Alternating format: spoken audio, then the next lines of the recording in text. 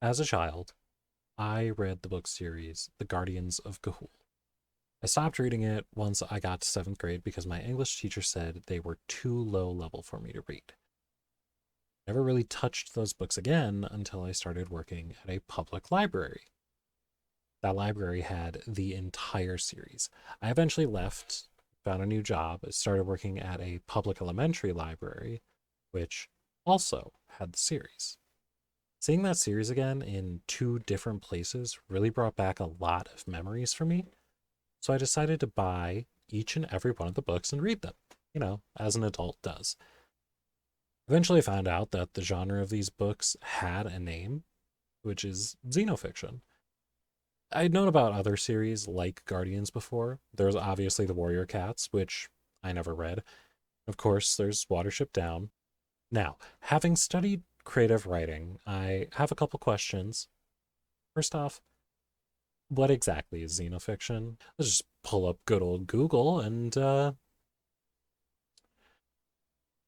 first result is TV tropes. All right, not our most scholarly source, but honestly, there were basically none. So let's give this one a shot. Xenofictional literature, literary works that take the point of view of normal or intelligent animals, non human fantasy creatures, or non humanoid aliens, with particular attention to differences in perception or outlook. Keep in mind that xenofiction is not synonymous with anthropomorphic. If you can replace the non humans with maybe superpowered humans without too much trouble, it's probably not xenofiction. Beast fables and works about funny animals are, in general, not examples. Okay, not bad. It's actually a definition, which, again, more than I can say for pretty much any other source that I found. So we'll stick with this for now, even though I do have my own issues with it. So, looking at different xenofiction series, one thing I noticed is wow, they're dark. They're so dark. So everybody knows about Watership Down and the burrow scene from the film. Uh, that wasn't like a one-off. That's what a lot of the genre is like. Warrior Cats and Guardians, they both have like violent, bloody battles. I mean, I've like I said, I've never read Warrior Cats, but I do spend a lot of time on Tumblr, where a lot of people did read Cats, and a lot of them call it Game of Thrones, but with cats, which kind of gives you an indication that it's a lot. Now, you might think this was maybe just because of the times that those were written in. I mean, Watership Down is very old at this point. Both Guardians and Warrior Cats got their start, like really got going in the early 2000s when, I mean, things were a little bit more lax with the whole violence thing. But no, no. Even newer series like Wings of Fire, which is about a bunch of dragons, it's just as violent. Like, here is a section, the prologue of book one. Like, this is the prologue. Quote, "You're a monster," the Icewing gasped, writhing under her talons. His voice cracked with despair. "We'll never give up. The dragonettes will come and stop this war." Burn leaned down to hiss into his ear. "Even if they do, it'll be far too late for you." Her claws ripped through the silver dragon's wings, shredding them as Fither shrieked in agony. With a swift movement, she stabbed her poisonous tail through his skull and flung the long silver body over the edge of the cliff. The ice dragon's screams cut off long before the echoes of his corpse slamming into the rocks below. This is how the series opens.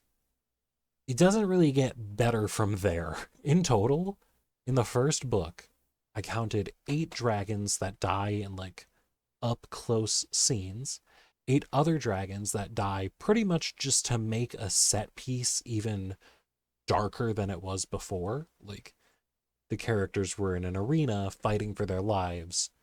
And the prisoners are held on pillars above it. And then 8 of the prisoners die so that there's blood falling down into the arena. That's why. That's the entire purpose of it. That and to show that other dragons are really not great. Later on, the main characters come across a battlefield with half buried, bloody, and burning dragon corpses. Humans aren't exempt from this in the series either. There's quite a few humans that die, and all of these characters, dragon and human, die in a lovely series of graphic ways, like having their necks snapped, having their head bitten off, acid attack, being crushed. There's a couple others, claws, teeth, magical breath, stuff like that. I think one human literally ran into a wall and killed themselves.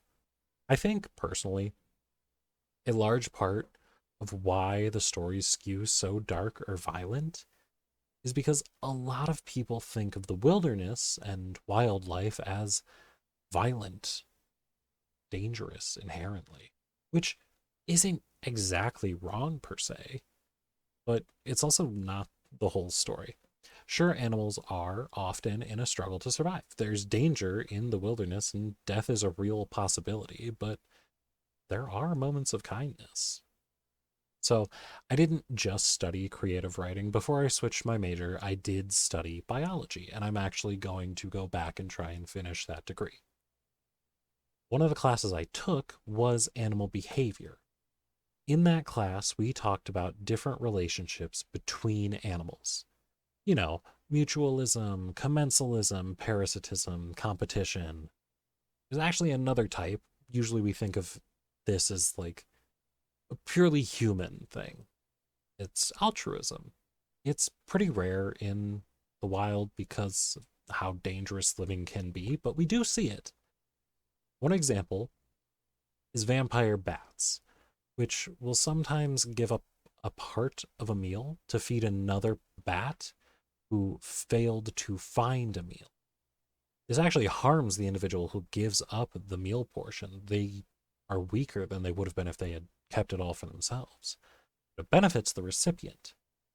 Now, the reason they most likely do this is because then the recipient is more likely to return the favor if the original bat that gave up the meal can't find their own. It's still kindness, though. It's not the only example. There was also an example of a pod of whales that took in a dolphin with a spinal deformity.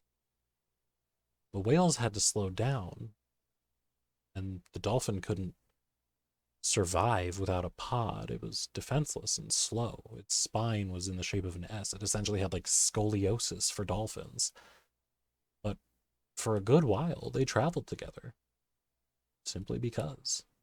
Now, to expand on this little tangent, I think the reason people, at least in America, think of the wilderness this way is because when the settlers first arrived at Turtle Island, they had a very combative idea of the wilderness being the domain of the devil, while civilization is the realm of God. This is a really simplified version of the whole story, but it does get my point across. The wilderness is something dangerous, it's unholy and dark. I mean, obviously that's not true. It's not unholy. It's just is. So, anyway, getting back to the point, the question is, if this genre is so dark, why did I find so many examples of it in the children's section? Now, this may just be me, but most of the works that I think of when I think of xenofiction are children's books. And I want you to think about this as well. What series can you think of that fit into the definition of xenofiction? Most of what you think of is probably from when you were a child. For those of you watching who are adults, you may think of books like the ones I mentioned earlier in the video, Watership Down, Warriors, Guardians of Ga'Hoole, other books like Black Beauty or White Fang that are even older. Younger viewers might think of books like Wings of Fire and also other ones that I don't know because I am no longer the target of these books. Personally, I think that the reason is because when the story separates the reader from the characters to even a minor degree, they may have an easier time digesting what the story is saying and showing. It's really beneficial in a situation like in a children's book. Because of the nature of non human characters, the books can put more adult messages into the stories. Again, look at Wings of Fire because it is the most recent one that I read. At least the first 5 books seem to have a pretty decent anti war message. Throughout the first arc, the characters are constantly trying to put an end to a war.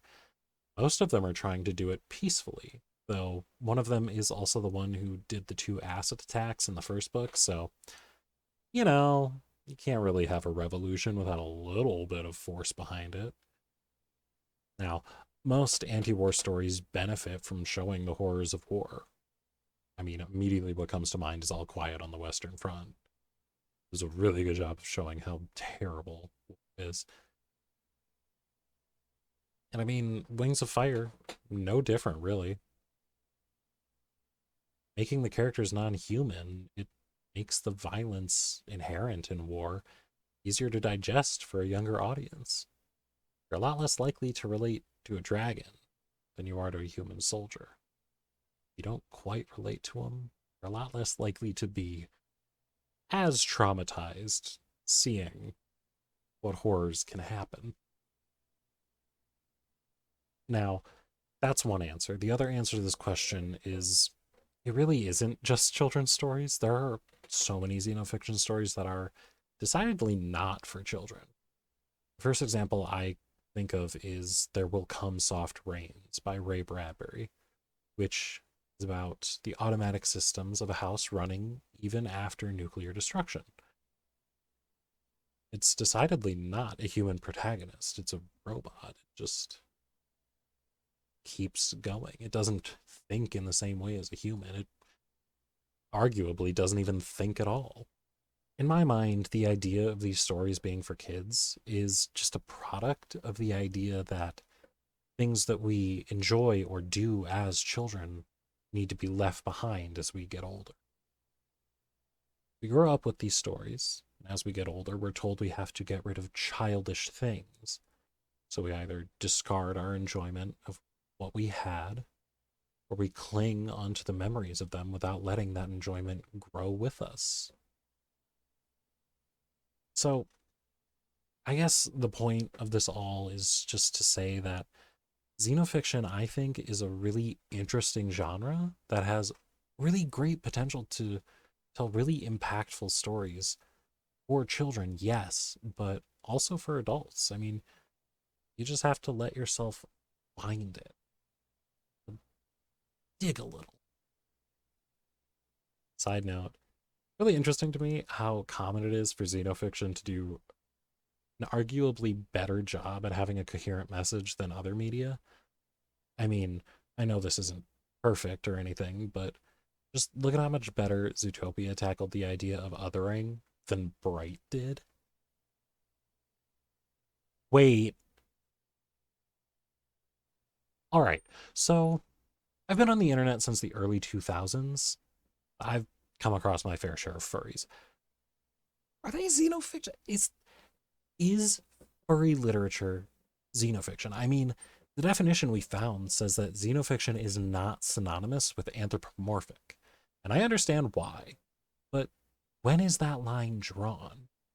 Can an anthropomorphic story be xenofiction? It also states that the characters can be alien. All right, putting aside the theatrics, the difference the definition suggests would be that the story takes the differences between a human and the non human characters into account. Now, what exactly does that mean? How could you take the differences into account? Well, I could think of 2 main ways. First, you could examine how their mentality might be different. For example, Beastars, they have the idea of the predator and prey species in society. Predators constantly have that desire to eat the prey species. Secondly, you could examine how the world around the characters would be physically different or societally different, which I think is really easy to see in movies like Sing or Zootopia, where In Sing, they have waterways for aquatic species. In Zootopia, they have the four sections of Zootopia for animals that would have lived in different environments. They have the jungle, the Arctic, the other two that I can't remember. Uh, So, does furry literature do this?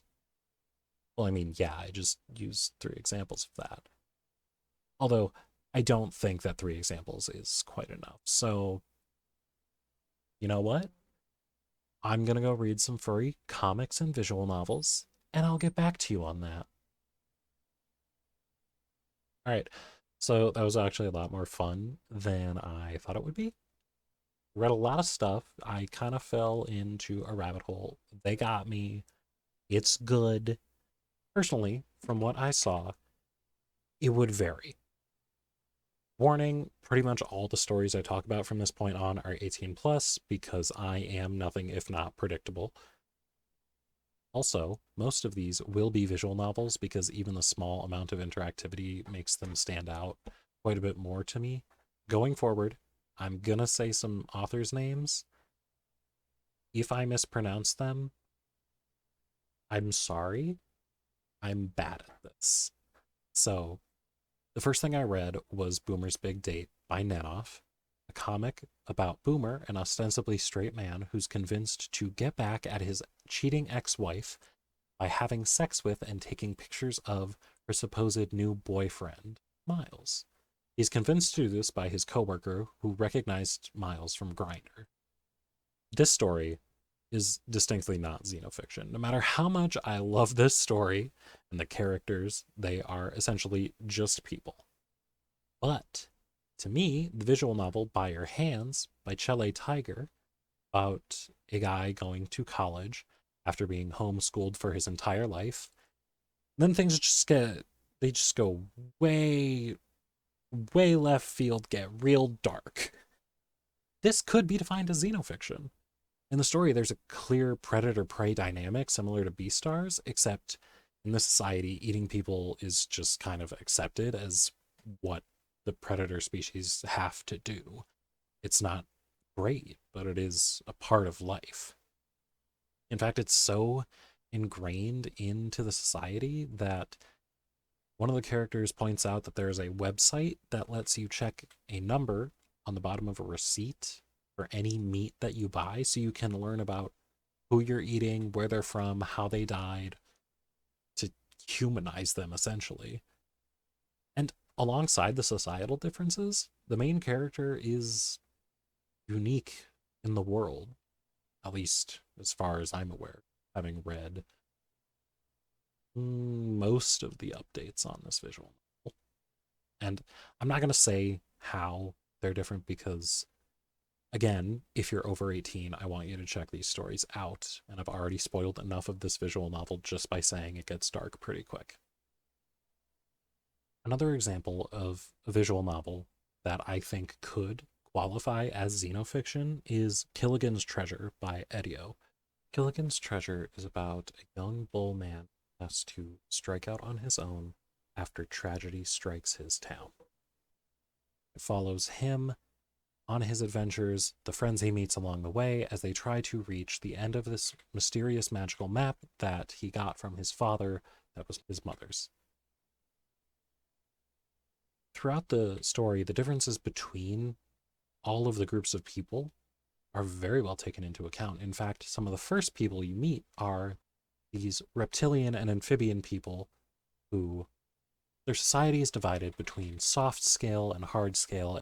Later on, you get a look at an avian society, a bird society, and all of their structures, their society. It's all different than you see in any of the other cities that you go to. It's very well done. Again, over 18, check it out. Now, I would say that a lot of this depends on the story that's trying to be told. The thing is, that's just my opinion. So, I decided to post a poll on Tumblr with my no following to see what others thought. In total, I got 34 votes, which more than I thought I would get. Of those 34 votes, 61.8% of votes said yes, furries would be xenofiction, while 38.2 said no, they would not be. Now, personally, I think even this small poll is pretty interesting, but it is also only 34 people. Only there were a way for me to get a larger sample size of people who would actually care about this topic while not being restricted by lack of an online following. What was that? Okay, give me a second. Hello?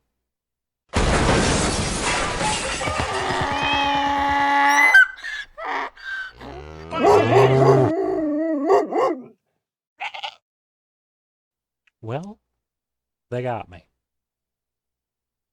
So, when I decided to do this video, it was actually really close to the registration for Midwest Fur Fest opening. So, living in the Midwest, I decided to go and ask people their opinion on this. Overall, I interviewed 112 people. 93 said that yes, furries would be xenofiction, and 19 said no. Thing is, however, a lot of them said that it would depend. And actually, I even went to a talk at the convention about how writing furry literature is different from writing traditional literature. And they said specifically that both of them can be done. They didn't mention xenofiction in particular, but they did mention that sometimes the story is literally just people but make them animals, and sometimes it is very well thought out how that would affect everything around them. Which this all brings me to my final point, which is all just to say genre is just so much more complicated than you expect and you really think about. For example, think about sci-fi and fantasy. If you really look at it, they're the same genre, they just have a different coat of paint. Yes, they might be used to tell slightly different stories, but besides superficial differences, they do the same thing. In fact, again, while reading way too much furry literature, because again, they got me, I found a visual novel. It was called Cleaved. It's about someone who gets brought into what at first seems like a stereotypical fantasy world, but eventually it turns out they have TVs, which they specifically haven't explained as of the recording of this, whether or not it's electricity or if it's fantasy magic, but it really doesn't matter. Either way, though, this visual novel is a combination of science fiction and fantasy. There's a slew of stories that list themselves as multiple genres. I mean, there's the rom-com, and going back to furries, they make so many horror romance stories because, what brings you closer than almost dying together? Another example of how genres blend is the visual novel Minotaur Hotel, which has art, again, by Nanoff. Minotaur Hotel is about your character who finds himself in possession of the deed to an old, dilapidated hotel in the middle of nowhere. Turns out this hotel is actually the mythological labyrinth, Minotaur and all. The story, I think, actually shifts genre as it goes on. At first, you're pretty much just running a magical hotel with the Minotaur, with the Asterion. And I think it fits pretty easily into magical realism. But as the story goes on, it shifts from focusing on running the hotel, your interactions with the Asterion, because it's an 18 plus visual novel, but there's a safer work version, but it's romance. You can romance the Minotaur. You should. He's sweet. I love him. Anyway, it starts to shift to a more urban fantasy, sort of hidden world setting. Till eventually there is a chapter or two that takes place in Brazil following two different characters. And I think at that point, it for a time, shifts back into that magical realism. Now, both of these examples are just my opinion. I didn't ask the teams behind these visual novels what genre they would list their projects under. See, that's the thing. They might think completely different than I do. And if there's one thing that I learned from studying creative writing, it's that each person is going to have a different outlook on a story. That's perfectly fine. Most readings of a story are just as valid. Most, not all. While I was making this script, Overly Sarcastic Productions put out a video on tone. In the video, Fred mentioned that tone could be looked at a lot like a gradient map. And I think that same thought can be applied to genre as well. If you look at it, there aren't really as many hard lines as we think. Well, anyway, that's all I really had to say about this. So thanks for watching, I guess. Also, I shouldn't really be surprised that I ended up here considering I spent a large portion of middle school and early high school playing Feral Heart. Look at that. Honestly, I'm shocked it took this long.